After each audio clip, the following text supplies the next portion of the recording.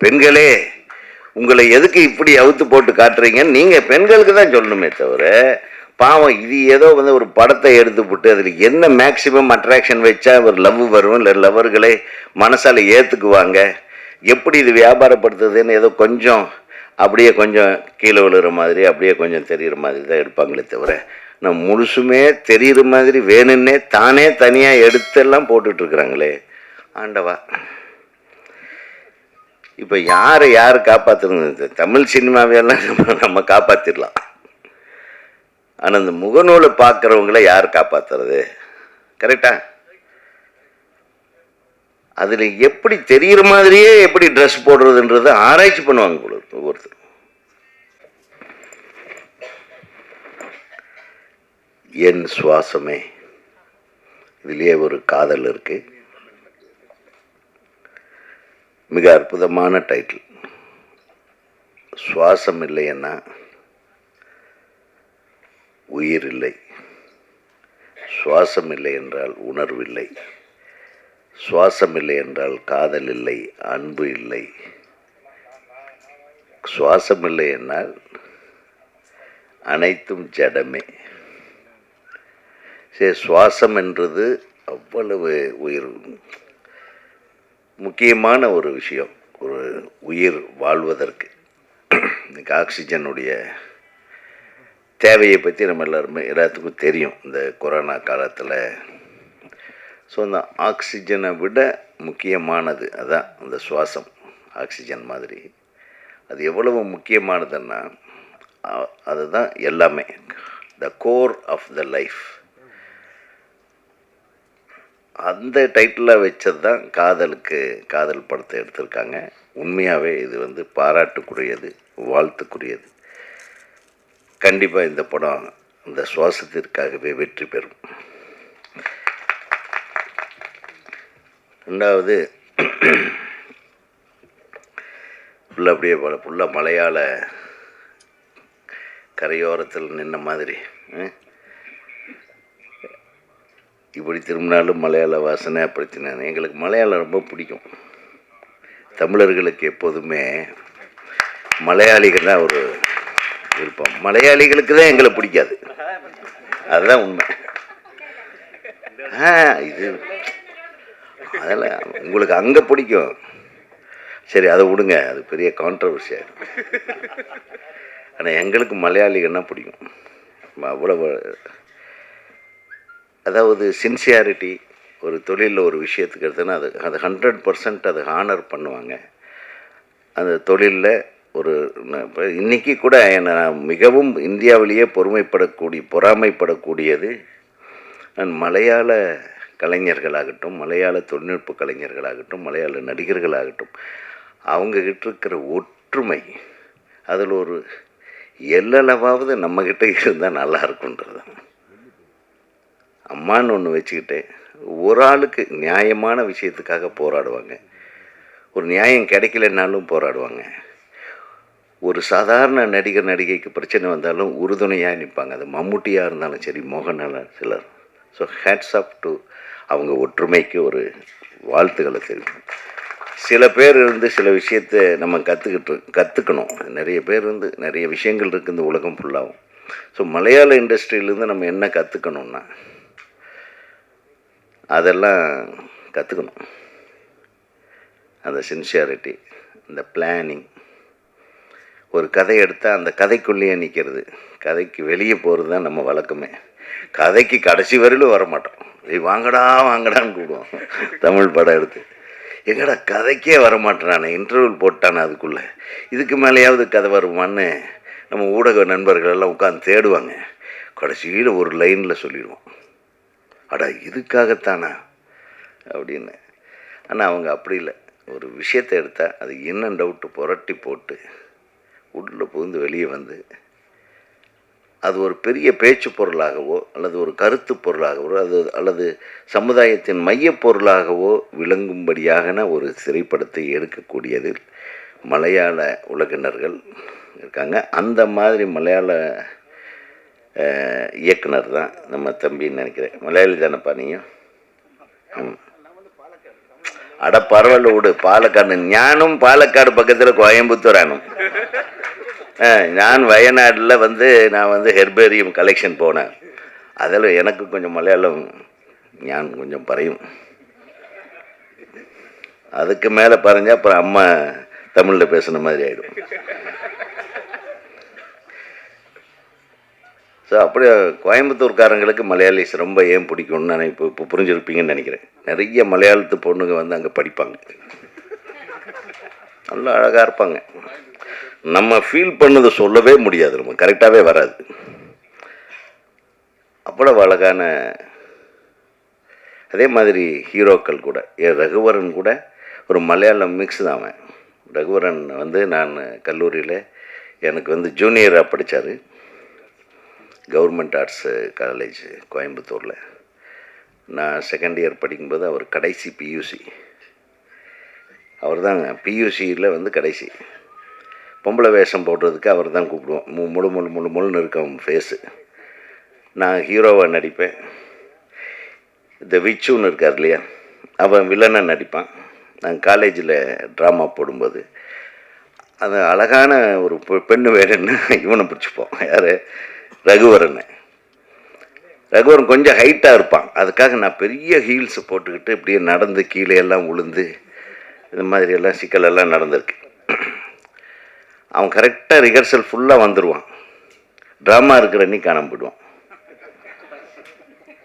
எனக்கு இன்னும் ரகுவரனே, நான் தான் ரகுவரன் அவர்களை, நானும் எனது நண்பர் நித்யானந்தம் திரைப்படக் கல்லூரியில் படிக்கும்போது இவனை எப்படியாவது இங்கே கொண்டாந்து சேர்த்தணுன்னு எங்கள் 2 பேருடைய தொல்லைத்தாங்காமல் தான் அவன் திரைப்படக் கல்லூரியில் நடிப்பு பயிற்சிக்காக சேர்ந்தார். என்னுடைய அனைத்து திரைப்படங்களிலும் ரகுவரன் தான் நடித்தான். என்னுடைய அனைத்து குறும்படங்களிலும் ரகுவரன். எனது குறும்படங்களை பார்த்து தான் 7வது மனிதனுக்கு அவருக்கு வாய்ப்பு கிடைத்தது.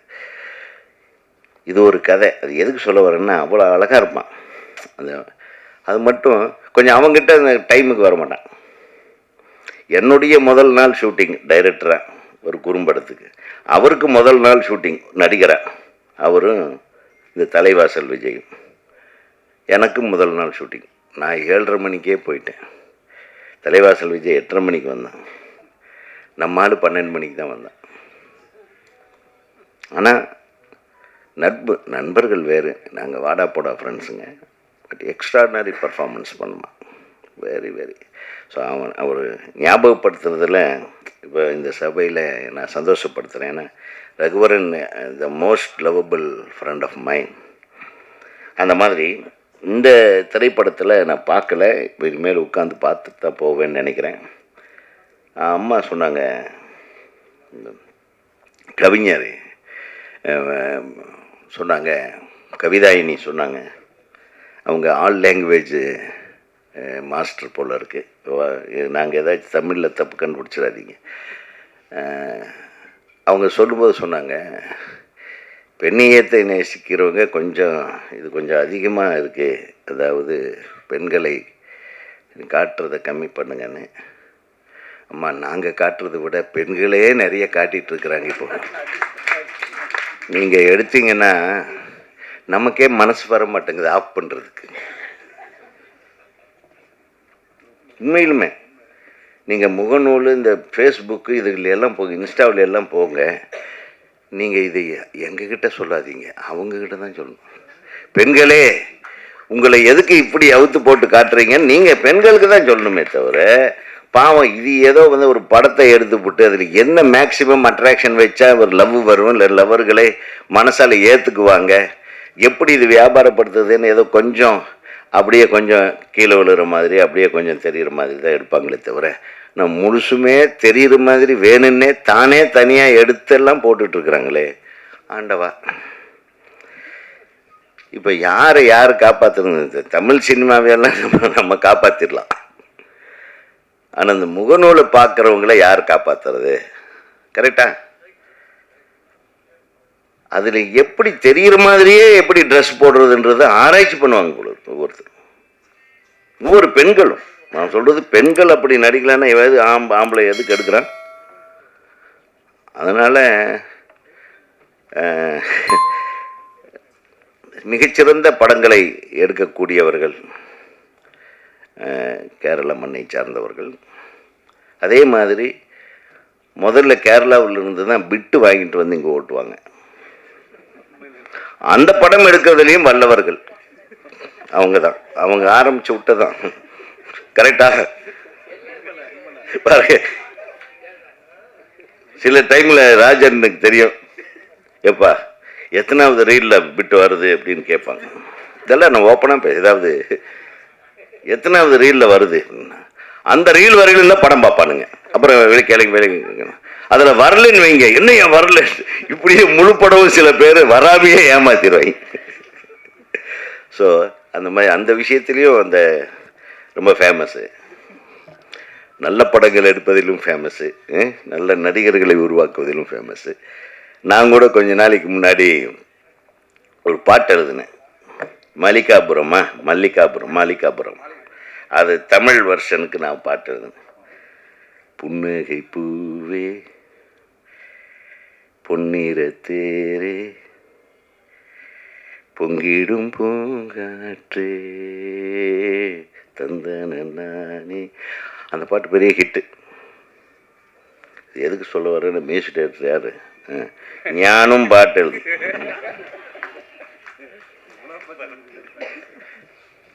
ஸோ புதுசாக ஃபஸ்ட் டைம் தமிழுக்கு வந்திருக்கீங்க, வெரி குட். தமிழே தெரியாமல் தமிழுக்கு இசையமைக்கிறது எவ்வளோ பெரிய விஷயம். அவசியமே இல்லை. நீங்கள் எல்லோரும் சொல்லிகிட்டு இருந்தீங்க மலையாளத்தில் எனக்கு மலையாளம் தான் பேசுவேன். கலைக்கு மொழி கிடையாது. there is no language for art. இந்தியாவிலேயே முதல்ல எல்லாரும் சொல்கிறாங்க, நம்ம இன்றைக்கி என்ன இந்தியா, பேன் இண்டியா முதல் படம் வந்து எடுத்தது நம்ம எஸ் வாசன் தான். சந்திரலேகா வந்து இந்தியா ஃபுல்லாக ரிலீஸ் ஆச்சு. So first pan India film வந்து சந்திரலேகா தான். அதனால் இன்றைக்கி யாருமே எதுவுமே புதுமை பண்ணிடல. அன்றைக்கே விட்டலாச்சாரியார் பறக்கும் தட்டை விட்டார். இன்றைக்கி அதுதான் யூஎஃப்ஓன்னு சொல்கிறான். புரியுதா உங்களுக்கு?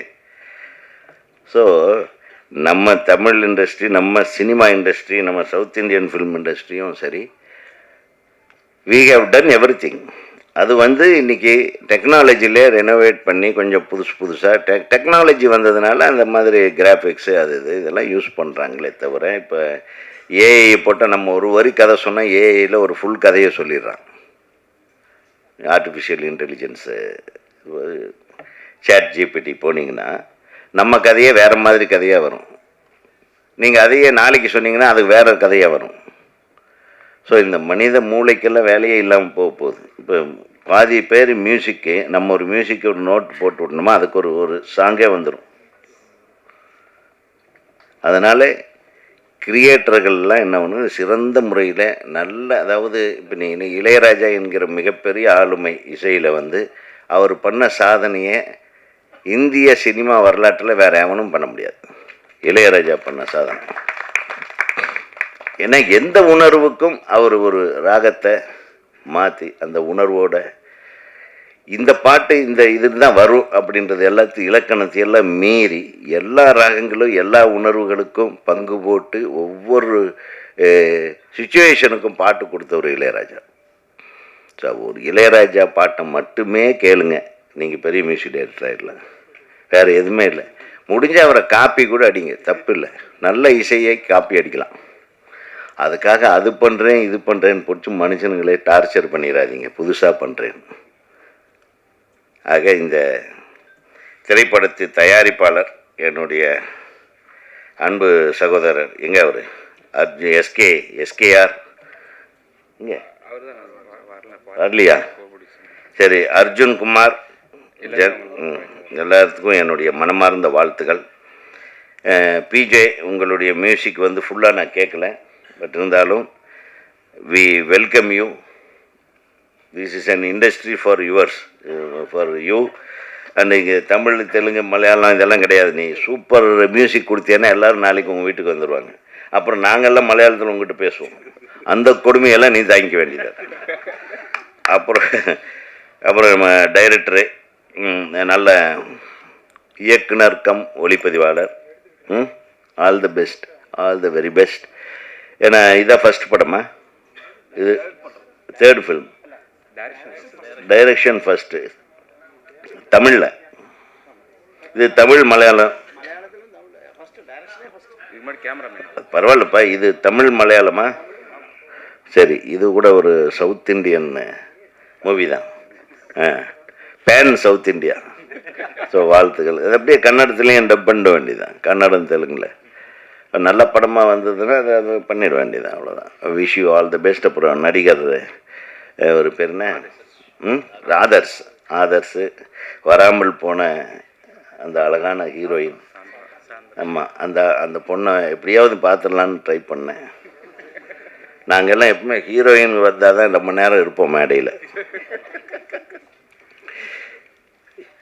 ஏன்னா ஹீரோயின்களே வராமல் நம்மளை மேடையில் ரொம்ப நேரம் உட்காந்து வைக்கக்கூடாதுன்ட்டு தான் நான் உடனே பேசிட்டு கிளம்புறேன்ட்டு.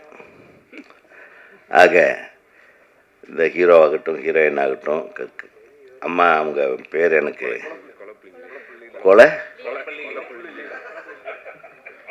கொலைப்பாதீங்கப்பா. சரி அம்மா, லீலா அம்மாவுக்கு என்ன கொலை பண்ணி கொலகாரிம்மா, என்ன யாது கொலைப்பள்ளியா? கொலம்பள்ளியா கொலைப்பள்ளி? கொலைப்பள்ளி ஊரா? போரூர். ஓகே, மருதுபாட்டி, அது பிக்சர் நேம். ஓகே. உங்களுக்கு உங்களுடைய நீங்கள் உங்களை பார்த்த உடனே தெரியும் நீங்கள் எவ்வளோ நல்லா நடிப்பீங்கன்னு. மனோரமா மாதிரி, அடுத்த ஒரு மனோரமா மாதிரி நீங்கள் தமிழுக்கு வந்துடுங்க. தமிழில் தான் எங்கள் நிறைய என்கரேஜ் பண்ணுவாங்க. இப்போ பாருங்கள், எங்கள் மாதிரி ஒரு டைரக்டர் கூட மலையாளத்தில் டைரக்ட் பண்ண விட மாட்டாங்க. நான் எதுக்கு சொல்ல வரேன்னா, ஒரு டைரக்டர் தப்பி தவறி அது மலையாளத்தில் படம் பண்ண ஒரே டைரக்டரு பேரரசு தான். பேரரசு ஒரு மலையாள படம் டைரக்ட் பண்ணியிருக்காரு. ஆனால் எத்தனை மலையாளிஸ் இங்கே டைரக்ட் பண்ணுறாங்க பார்த்துருக்கீங்களா?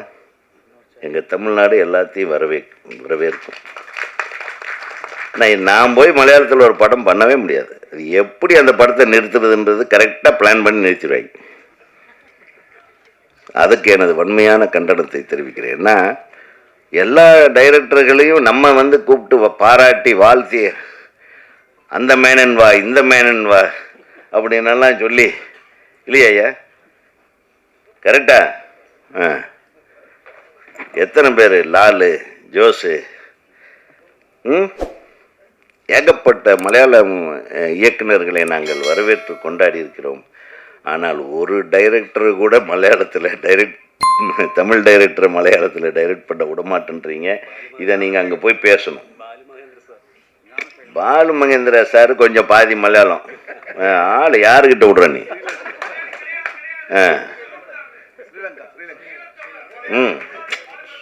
ஈழத்தமிழர். டேய் சரிடா, செந்தில் சும்மா அப்படி போட்டு வாங்குறதுடா.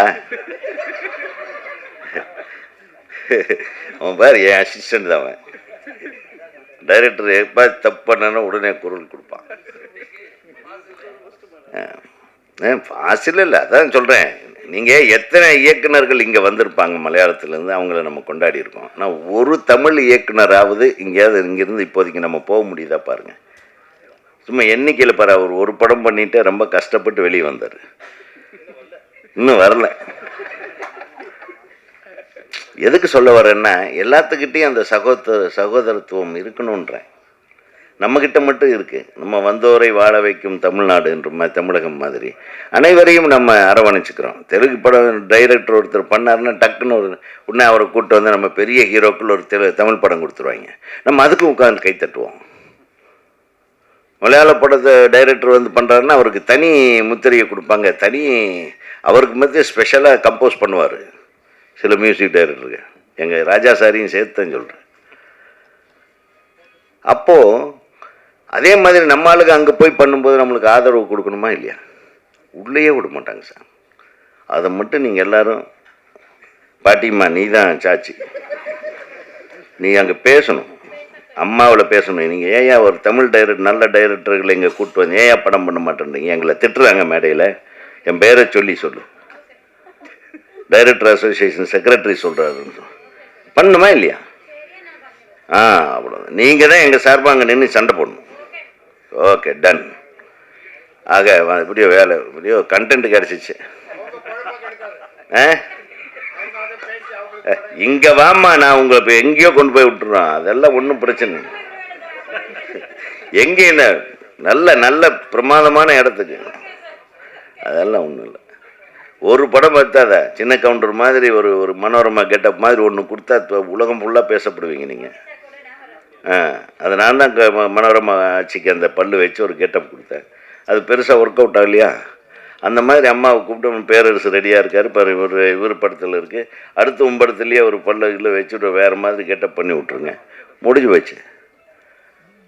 ஆக இந்த திரைப்படத்தில் நடித்த அனைவருக்கும் எனது மனமார்ந்த வாழ்த்துக்கள். தொழில்நுட்ப கலைஞர்கள், பாடல் எழுதினவர் இந்த தம்பி ஐயா வந்தார், வாழ்த்துக்கள் பிரதர். நான் பாடல் கேட்கல, நான் கேட்டுறேன்.